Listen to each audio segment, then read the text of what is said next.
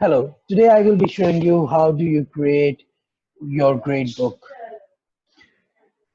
Here we are right now in our course. So in order to create a gradebook or to access the options of grade reports, there is a button over here by the name of grades. Simply click on this button and you will reach the grade report page. On the grade report page, you can view the grades of your students and what they are scoring in each of the grading elements. Right now, I haven't created anything, so that is why it is only showing the enrolled students over here, but not showing any grade elements or any scores. So let's start setting up the gradebook. To set up the gradebook, there is a button right next to the view by the name of setup. So click on that and you will reach the gradebook setup page. So when we will start setting up the gradebook, the first thing that we need to remember is how the gradebook categorizes the grades. So basically you can actually create a category and then you can add the grading items to each category. So our categories can be assignments, quizzes, and exams.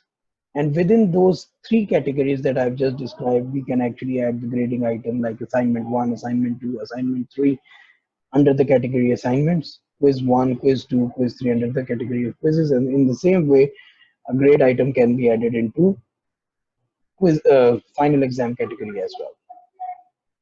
Okay, so let's start by creating the three categories that I just described. So let's start by creating assignments. Right now, just put in the name and just leave all these options like this. We'll come back to these options and then save changes. So this is my assignments category created. Let's create quizzes category as well. Quizzes. Save changes.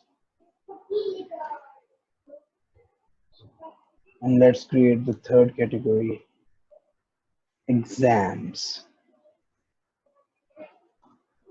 Okay, so there we are. So we have successfully created the three categories. So now what we're going to do is we're going to assign the weights to all these three categories.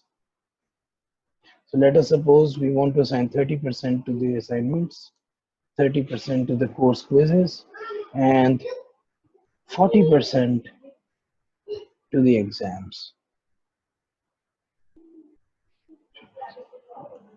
So there we are. So when we save the changes, we can see that under the maximum grade related to assignments, quizzes, exams, and course total, all these are 0. When we are going to start adding the grading elements now, we can simply actually, we will see how these will get populated as well. So the next thing that we're going to do is we're going to actually create some assignments, some quizzes, and exams to actually start populating the scoring section as well. So now let's go back to our course. So now we are here in our course page. So we're going to add an assignment. I'm going to turn the editing on. And in the week 1, I'm going to add an activity. Now I will select the assignment.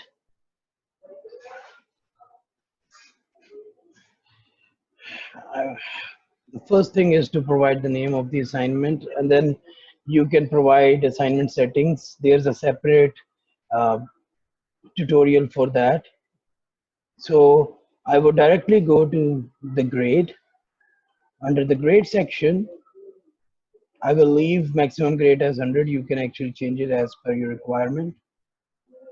And under the grade category, which is the most important part for this tutorial, I will select the category as assignments.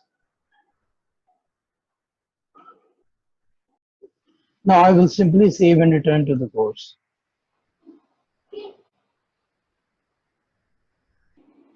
So after I created my first assignment, if I simply go back to my grade setup, I'm going to see some changes in it. So there we are. So you can see that my assignment total is coming to 100 because my assignment was graded as 100, and similar is the case with course total as well. It has come to 100. So now in the same way, I'm going to create other activities as well, and then I'll come back to you with the further processing. Okay, so now I have created all these assignments under the category quizzes, under the category exams, under the category. So now I am fully populated. I have fully populated the entire assessment for my course.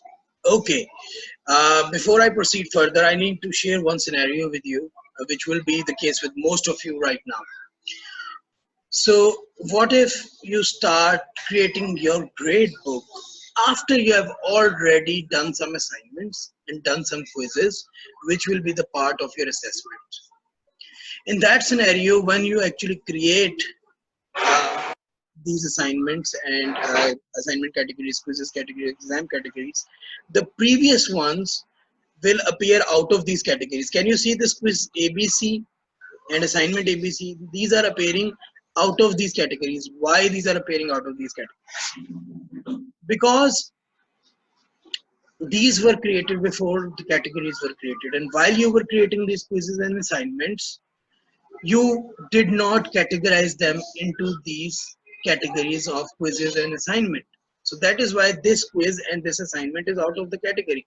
So Moodle doesn't know right now that quiz ABC should be in the quizzes category, assignment ABC should be in the assignments category. So while you were creating your quizzes and assignment without creating a grade book category, so you only had one option, that it has to be uncategorized. So now I'm going to place this quiz ABC and assignment ABC into its relevant categories. How do we do that? We simply click on this button over here, and we can see that I want to place my quiz ABC under the quizzes category over here. So I can simply click over here, which says move to here. So if I click over here, right, I can actually